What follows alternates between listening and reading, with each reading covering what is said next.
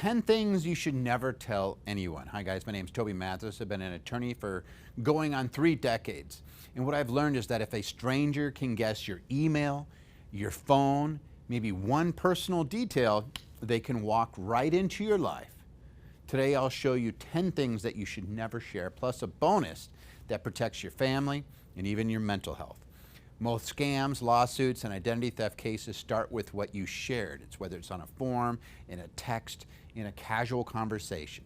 So think of this video as your privacy firewall. I'll give you the many say it this way instead and tips as we go. Plus I'm going to give you a 60-second checklist at the end, so stick around. On any of these that hit a nerve, by the way, share your story. If something's happened to you when we're talking about this, please share it because people have to hear it. We've all heard of these stories, by the way, of people getting wiped out by fraudsters, hexers. There's Hollywood movies on it, right? They wire their entire account or you get sued into oblivion. Share your story so others can learn from it and protect themselves. Now on to the 10 things you should never share with anyone. Number 1, you ready? Your full social security number, or if it's a business, your ITIN. Why it's dangerous? It's the master key for loans, your credit, tax filings. In fact, there was Todd Davis. If you don't know the name, he was the former CEO of LifeLock. And he put his real social security number on billboards and TV ads to prove that LifeLock could protect him. Well, predictably, criminals used it to try to open accounts in his name. And by the way, reports over the years tallied multiple successful identity theft incidents and many more attempts, right?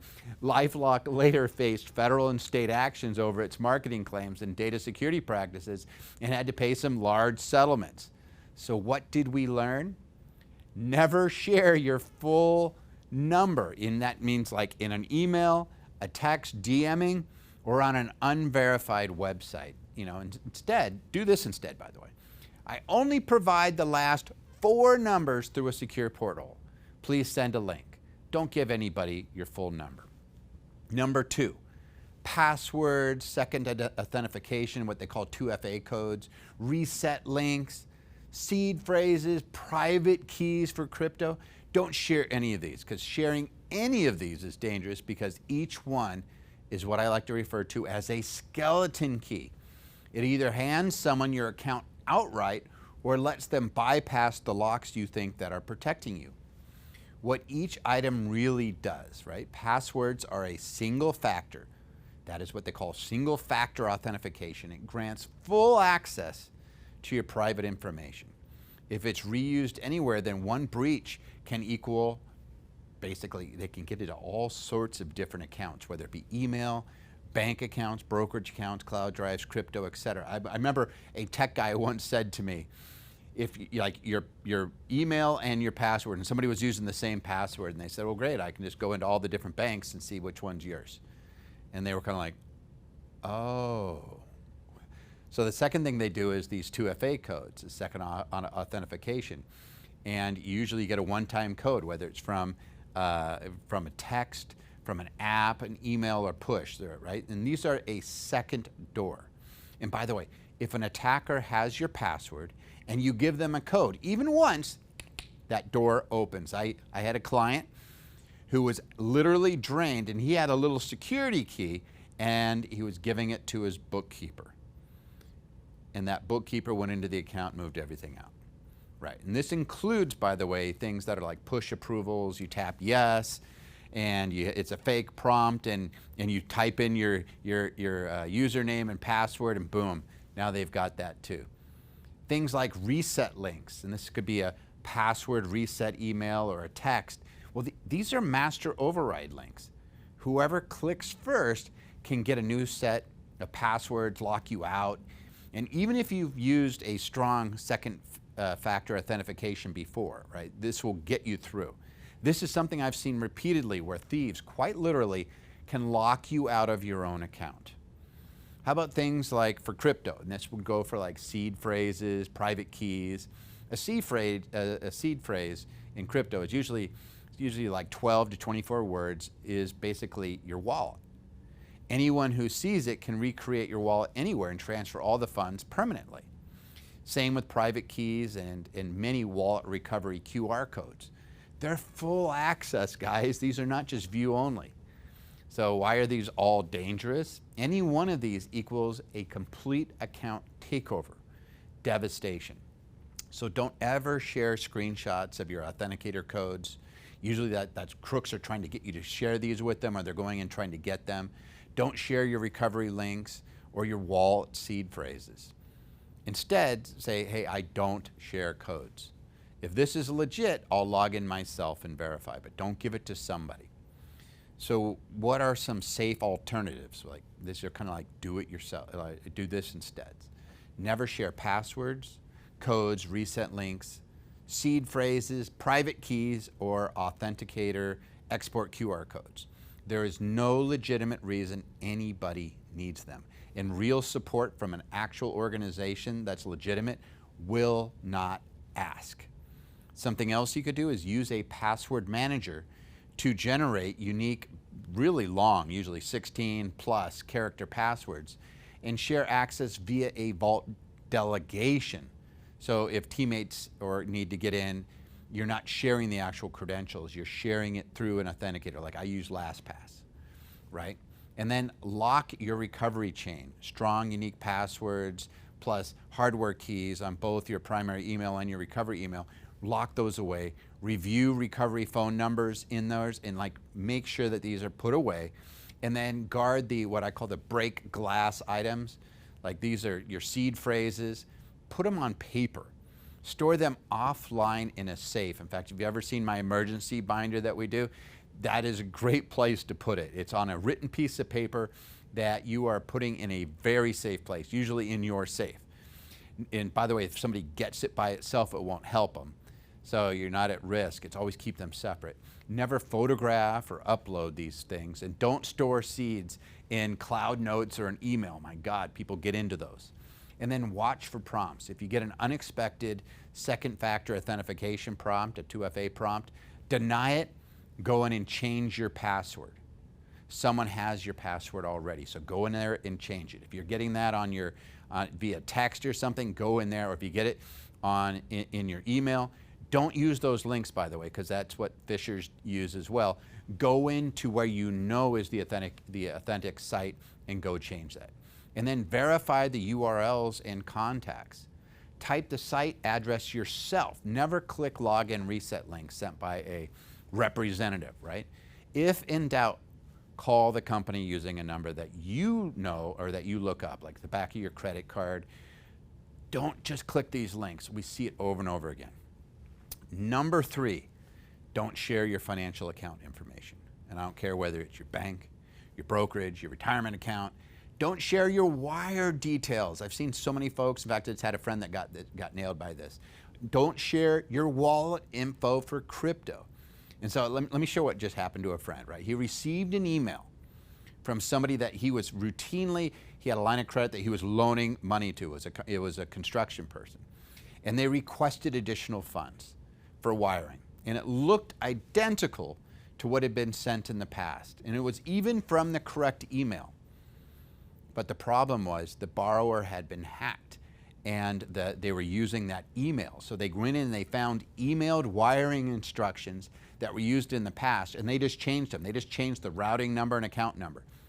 And boom, he wired the money directly into that account. Luckily, he spoke to the borrower and said, like, to confirm, hey, I just sent you the money. And the borrower was like, what money? What are you talking about? And then everybody panicked. So luckily, even though the wire was sent, the recipient bank was able to stop the theft because they were able to jump on it. Otherwise, that would have been gone, and many are not that lucky. Right, according to the FTC's 2025 report, basically, and this is especially for older adults, and they said that bank transfers and wires are the single biggest source of total dollars lost. Crypto's second, but those wires, these things are really nasty, so make sure people don't have that. And that means that when older adults get scammed, by the way, the largest aggregate losses flow through wiring, like old-fashioned wires. So why is this dangerous? So wire ACH fraud takes minutes and it's hard to reverse. Like again, I've seen this, I've even seen this in our company where a bookkeeper was shot something and they were said, oh, I'm supposed to wire these funds on a past due account. And they sent it to somebody else. And that somebody else went in and started typing in the wiring instructions, and they said, well, what is this for? Verify what this is for. And they were like, well, it was this vendor for this item. And they were like, well, verify the details. Because I don't remember getting that vendor. So the vendor was correct. What they did is they just changed the account number. So you were thinking, hey, I'm paying this vendor, but I'm sending it to somebody else's account. And then a close second is sharing wallet details in crypto. All right? I did not know this, by the way, but if you give that wallet address, anybody can see your full wallet history. Everything in and out of that wallet is public. So do not share your wallet info, your wallet address. So never share voided checks or wire info by email or text, because as we've learned, people will get in there. And if someone solicits you for a wire, verify that information by calling the bank or the title company or whomever is requesting the information back on their business line, right? The crooks are very sophisticated, not the number that they're calling from. If they say they're from a title company or bank, say thank you very much, then call that branch, right? Call the bank or the branch, not that specific phone number. All right, number 4, and this is a big one, guys, your driver's license or passport numbers. I'm not even talking about just the images. Those are like for sure, but definitely the numbers. And why is this dangerous? So here's why a driver's license or passport image in the wrong hands is a big deal and what you can do about it. Number 1, thieves can open accounts in your names. A lot of times you can do the know your client. It's a bypass. So most banks, brokerages, and crypto exchanges and fintech accept a photo of your ID to pass the know your customer checks. If a fraudster has your ID image, they can pair it with your name, address, and a selfie deepfake to open accounts, take loans, or launder funds. I've seen it. It happens all the time. It could also enable a password reset or a takeover of an account. And some services will let support agents verify identity with a licensed passport photo during recovery. I've actually had this happen with me twice. And they said, send this, and I was like, this could be faked. I didn't want to stop them because I was actually resetting the account. But I was like, if somebody had this, just how easy it would be for them to reset it. And that can, by the way, let attackers reset your email and phone on your account, and then reset everything else. And now they've got your account. Or, even worse, they can create synthetic identity for you. Right, crooks can mix your legit ID image with altered data. Like maybe they get a new address for you, then a burner phone that they put in there to create a synthetic profile that racks up debt that you won't see until you're in collections. Here's another one, that barcode or what they call a machine readable zone, MRZ, that stuff on your driver's license that they scan, that is also super valuable. And that barcode on many licenses, this is on your passport too, encode your date of birth, the document number, and other information, personal information that is easy to scrape, and then they can reuse it at scale. And that's a huge risk, right? How about docking, stalking? Because a lot of times these things, they can get your home address. And by the way, posting or emailing these types of images casually exposes, now everybody knows where you and your family sleep, and you don't do it. So never share your ID photos in an email attachment or in a text or a DM. Say this instead. I only upload IDs to a verified portal. And depending on it you can even put like a watermark across it so that somebody can't just take it. And an easy rule of thumb is to treat your license or passport like a credit card or a house key or a home address. Better yet, just roll them all into one, right? Share it rarely and only through secured channels, and assume any copy you send can be copied, forwarded, or stolen. Number 5, full date and place of birth paired with your full legal name. This is really bad, right? Sharing your full legal name plus your date of birth and the place of birth, it sounds harmless, but together they're a powerful identity fingerprint. And here's why that combo can be risky and what to do instead. Number one, data broker linkage, right? They take your name, full date of birth, birthplace, and what that does, it allows brokers and scrapers to stitch together your records, your addresses, your relatives, your past employers. And once they can link that, you're easier to profile, target, or dox. How about out-of-wallet authentication? Many banks, benefits still use knowledge-based questions tied to public records. And I literally just had this with Charles Schwab. Had to authenticate, right? And your date of birth, your former addresses, your counties, all that stuff is what they use. And with your full date of birth and birthplace, attackers can sometimes pass call center checks, online resets more easily, and it just creates issues. So your account reset fuel, right? Support reps at smaller service companies sometimes verify your identity with that date of birth and your name and your email or phone, right? So leaking this information raises the odds of an email or phone takeover. And then everything else gets reset from there. How about this? People use social engineering. Scammers tailor scripts. We're from the county clerk in King County. Your birth records show blah, blah, blah. And it sounds legitimate because they reference your real birthplace and date of birth to get you to give additional information. This is where they really nail seniors. Seniors are particularly at risk for this. Or sometimes somebody pretends to be from the IRS or another agency, and again, they have enough information to where they get you to start to disclose. Hey, this is what I have. No, that's not my number. This is it. And now they got you. Or they do, hey, you need to verify this. I'm going to send this in an email, and then you're, log in. You've just given them your email and a password, and it pretends like that accepts it. Boom, they got you. Or this is even worse. A lot of times it's medical impersonation. Right, your date of birth is on voter records, vital records queries, patient portals, and insurance files, right? So if they compare that with your name, it greases the skids for benefit fraud or medical ID misuse. So never share your full date of birth on social media or casual forums.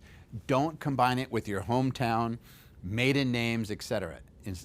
Do this instead, right? Share less by default. Give a month, year only. Say, I don't give my birth date out. I'll give you my month and year. Omit that birthplace unless it is legally required. And then try to scrub data brokers, right? Opt out of major people finder sites. Start with things like the White Pages, Spokio, Been Verified, My Life, etc. And get a quarterly reminder to re-opt out, like get out of this. And then it might make sense to redact information. Like if you have images, to redact and to watermark it. And if a form truly needs your date of birth, avoid mailing PDFs, use secure portholes, please. Upload it into a Box account or something that has security. And then tighten up that social media. Remove your birthday visibility. Don't post birthday trip to where I was born, and people could see exactly. And you keep that, what do I say, like keep your family trees private. All right, number 6, your recovery chain. And this is whether it be your banking email, the phone, the backup email, all these things that you use for recovery. We call it the recovery chain. And this is a path an attacker can use to reset everything you own. It's the combo of your primary banking email, the phone number that gets the reset codes, the backup recovery email that can reset the primary. And if somebody controls any link in that chain, they can often take over the whole chain. So that's pretty obvious. Like, why is that dangerous? Because a single point of failure can cause issues. Passwords don't matter if the attacker clicks a password reset link sent to your email or intercepts that second factor authentication code sent to your phone. There's also these support desk shortcuts that they use. Again, smaller services. They'll oftentimes accept your name, date of birth, phone email to maybe your phone or email to a verified identity. If your recovery contacts are public, then social engineering also gets easier. So what to do instead? And this is quick and effective. Reduce exposure. Don't post or reuse the banking email number publicly. In fact, you can create aliases for newsletters, contact pages, just so that people don't know what your actual email is. I actually use 2. A lot of folks, 3 actually. And then I have a 4th one that's a personal. It's a little bit of a pain in the cartouche, right? But that way you're spreading around and you keep your finance contacts secret. The other thing you could do is tighten those resets. So remove any old emails, old phone numbers out of there, and then if you can, turn on the new login, new device alerts, right? And that way you could see who is logged in. Was this me or was somebody else trying to log in? You can review active sessions on a monthly basis. So things like Gmail and all those things. Like you could see when somebody is logging in. In fact, it'll email you or text you and say somebody, a lot of sites, they'll say, hey, you're logging in from here, I want to verify it's you. Number 7, security question answers. And this is where things like your mother's maiden name, your first pet, first car, make, model, things like that. These are all just backdoor passwords, and they're often guessable from your social media posts. So never share real answers anywhere. And so this is what I'll say, do this instead. Use fake stuff. Unique answers stored in like your password manager. Yeah, like your first car, you could say, oh, this is my first car. Make one up, right? It was a George Jetson. Again, it was a blimp. Make it up so that when you go into answer, nobody's going to be thinking that, but it makes it next to impossible to guess. Number 8, your home address and your daily routines, your live travel plans, your kid information, that type of stuff, right? And I'll do this as a question. So like, what are the Chiefs players? Like this was Patrick Mahomes, Travis Kelce, the Bengals quarterback Joe Burrow, and a Titan player Jeffrey Simmons, all in the NFL. What do they all have in common? They were all robbed while they were playing away games, right? They aren't alone either. Like there's a bunch of other players that have been victimized from all different types of sports because their away games are easy to see. So thieves know when they're not home. Same is true with you. If you're posting your stuff out there and you're saying, hey, I'm leaving for a week, you're letting everybody know you're not home, and that could be a problem. For kids, identity theft is actually a thing for kids. People want to find out what their name is. If they can find out your address and your name's in the public record, boom. There's also this horrible thing going on right now where it's targeted extortion nowadays, where scammers are targeting kids they believe come from money. Right? This is a huge issue. It's not getting enough attention. There's a number of suicides and things like that where scammers will target these kids and make them feel like they are in trouble and extort them. You give me $10,000 or I'm going to show these pictures you sent me. They'll pretend to be somebody else and say, send me some compromising pictures or whatnot. And yeah, kids will oftentimes do that. Not to mention, it becomes fodder in many, if you're posting a bunch of stuff on your kids, then if you're in a divorce or a past divorce, things like that, and you're posting a bunch of stuff, that will sometimes reopen. That'll cause pain to somebody else, and they will share that pain with you by attacking you again and seeking additional compensation sometimes. So sometimes less is more when you're sharing details. And I'll just say this, for example, like why make it easy for crooks? Never share again, like I'm at the airport, I'm heading to Maui for 2 weeks. Or better yet, don't post interior pictures of your home where you could see the floor plan, sometimes you could see the safe, sometimes you could see camera locations or any of that stuff that a thief could use to target you. There is absolutely no need to do it. Oh, and you've heard me talking about privacy a million times on this channel, right? Stay out of probate because your stuff will be part of a public record. And thieves loves to use those probate records as a shopping list. There's been a number of cases where eventually the police realize here's a common theme. Parents have passed away, kids are out of state, it's all public record. The thieves then target the home of the parents because nobody's there. And they're literally going in and they have in that probate it's listed, use a living trust instead.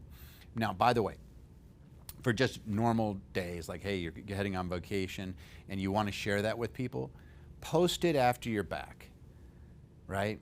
Use things like, if you're leaving, use security cameras, use alarms, use a decoy presence, right? So like, I have cats and I always have people coming over to take care of the cats throughout different times of the day. These are pretty inexpensive services, or you ask your kids or somebody else. And if you're getting mail, like, use a PO box so you don't have a big pile of mail showing on your doorstep that shows that you haven't been home for a while.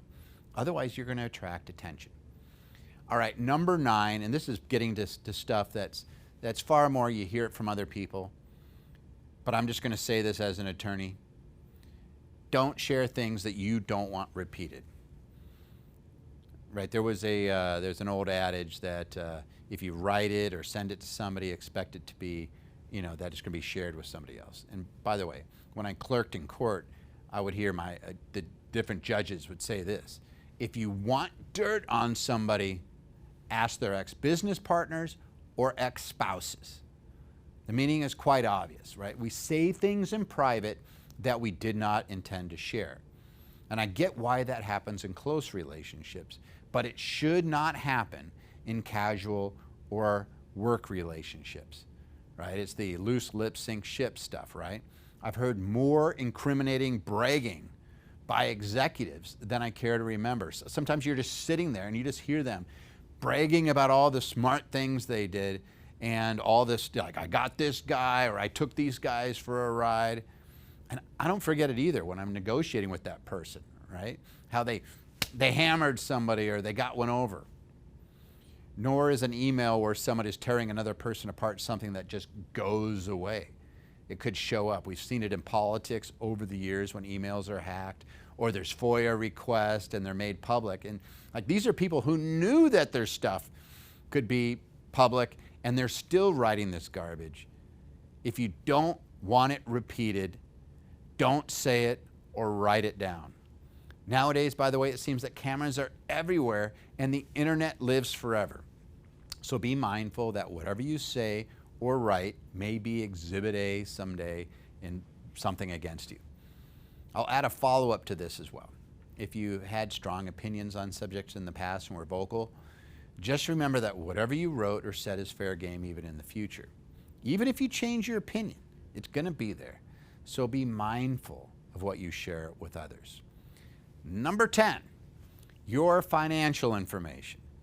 Your income, this is how much I make, your net worth, here's what I'm worth, your balances, credit limits, even your charitable giving can put a bullseye right on your back. And this is, I'm just going to, in plain English, this is why it's dangerous. You become a price target. Scammers and thieves, not to mention lawyers, sort victims by how much there is that's worth stealing. If they know that you keep $250K at Bank X or you have a $50,000 card limit, they will tailor your attacks to that amount. They also know that deep pockets tend to pay. They know that you're just, hey, this is annoying, there's a nuisance value to stuff.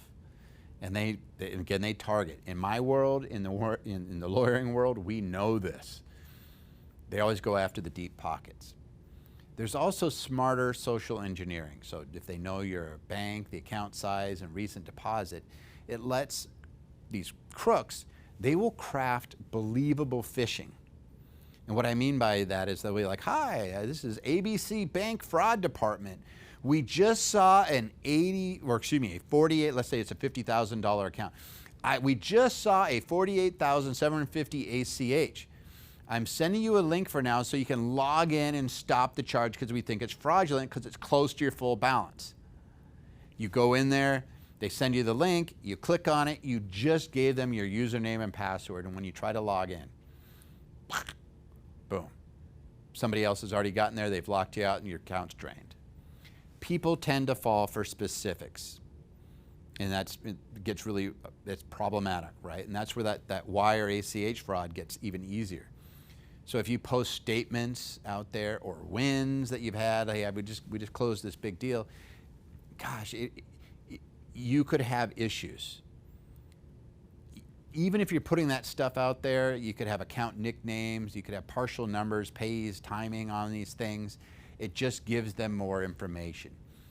Business email compromise gangs copy the content to redirect wires, and we already talked about that.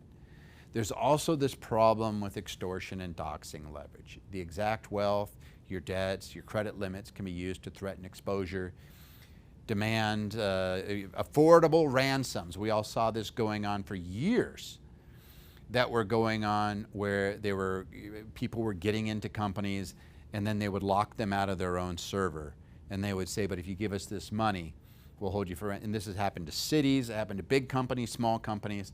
This is how they do it. And then there's the affordable ransom in the form of BS lawsuits that we've seen. There was the $100 fender bender that becomes a $3 million lawsuit. I posted this video pretty recent. I'll see if I'll put a link to it. There's a bunch of them. There's a bunch more. And they'll harass your family, employees. A lot of times posting stuff is a disadvantage if you're negotiating. So sellers, counterparties, and even contractors can adjust their pricing and terms upward when they know your budget and liquidity. This guy's rich. He should pay. There's also lawsuit and judgment sizing. Plaintiffs' attorneys and collectors calibrate demands, garnishments, and discovery based on what you've bragged about. There's also burglary targeting. We just saw this here. Again, unfortunately, over the last year, a lot of these are things that happen to clients or friends. Somebody was flexing their watch. They were showing, here's how much I got. Or they were talking about what's at their home. And you're like, I've got this many coins, gold coins that I keep in my safe. You just told thieves what's in the house and whether it's worth a visit while you're away. Or they'll sometimes follow you home and try to get that watch. That happens all the time because now they know you got it. I got the new Rolex. Great. Once they know where you're at, they can find out where you live. They follow you home or they follow you someplace. Give me the watch. Want to know some basic leak paths, by the way, because this is often accidental. Things that you didn't even realize this. Sometimes there'll be a screenshot of a banking app or a credit dashboard. You've emailed it, they get in there, or you do a net worth update, or you brag about a deal you just closed, or you do the victory. I see this with the real estate agents all the time, just close this, this, and the other. What you're saying is I'm going to get paid. Or you've emailed unredacted statements, your W-2s, your K-1s to third parties, and somebody gets into your emails. Now they've got all that. Always use secure uplinks on that. Or you talk about your limits or your balances on a podcast or a panel. I've seen that in my world. People do that all the time, and they're talking specific numbers, and you're just letting everybody know. Or family members are posting celebratory photos, and you didn't even realize that there's account information or something that is in the background, or it could be sitting on a table, and you didn't realize that they could zoom in and start getting that information. So keep your affairs private. The best wealth is stealth wealth. All right, one last bonus item, and I'm just going to say this to be very cautious. Don't share your mental health or your family problems. Why it's sensitive? Well, I mean, you deserve support, but public or casual disclosure can trigger, again, targeted scams, doxing, employment issues, or unwanted leverage in disputes. Don't ever share with the general public diagnoses you have, treatment details, crisis history. If you have marital conflicts, keep it private. Custody issues, keep it private. Keep it with outside, trusted, protected channels. Discuss your issues with licensed providers or attorneys that have privilege or they have HIPAA disclosure requirements. Keep your documents offline and encrypted. Share only on a need-to-know basis only. And if you seek community support, you just have to use anonymous forums and use a different identity. Don't ever pair it with your real identity. By the way, and we know that people slip up. There's good people oftentimes overshare. There's really 3 reasons that people overshare. And again, crooks will try to create these three things, and that is urgency, authority, and friendliness. Scammers know this. They will use an urgent tone, official logos, friendly banter. Those are tells. So your rule, slow is safe. If it can't wait 10 minutes while you verify, it's not legitimate. If they're putting pressure on you, we need to do this right now. Relax, hold on, let me call. That's not us. Done this so many times. Relax, step back for a second. All right, so you stayed on this long, and I told you I'd give you a 60-second to-do checklist to keep yourself away from these issues. Here they come. Number one, separated entities. One private email and phone for banking, investing, a different one for public life. Number two, freeze your credit, and this is for all adults and minors. Freeze your credit. They got to let you know. And when possible, make sure that they have to notify you if somebody's applying for credit. And that's what you do. You just put a credit freeze. Then if you want to apply for something, you have to unfreeze it, then just go back and freeze it again. That way people aren't getting credit in your name or in your kid's name. When possible, use like hardware multi-factor authentication instead of a text or email recovery. So use those authenticator apps. If you're sharing documents, use secure portals, like we use box.com. Don't email, don't share your tax docs and ideas via your email or tax docs and all your identification information, your passport and license. Use a secure portal. Use a bank portal. Or if you're working with a brokerage house, they're really good about this, guys, right? They use secure emails, and they'll oftentimes be like, hey, we can't email you any documents, you got to upload it, and you're like, boy, that's a pain, I have to do this login. It's for your own protection. If you have to share something, just watermark it, redact unnecessary info, like, again, if somebody wants to see your ID, get rid of your birth date if you can. And then assume every document can leak. If I'm sending it to somebody, chances are that could go into somebody's hands that I didn't mean to, like even their employees, right? So just assume it could go out. So what do? You put in things to protect yourself on the back end so that if, again, notifications are great. Making sure that your credit's frozen will oftentimes help. Get things out of your name. We're big here at using anonymous LLCs, making sure your name's not on your house, using privacy trust. Delay sharing things like travel plans, big purchases, big wins you have, hey, until after it's done, not before. And by the way, I keep mentioning about staying invisible. If you want to learn more about how to keep your assets invisible to the public, I think that's probably the #1 technique for asset protection. I'll put a link to the next video. Thanks, guys.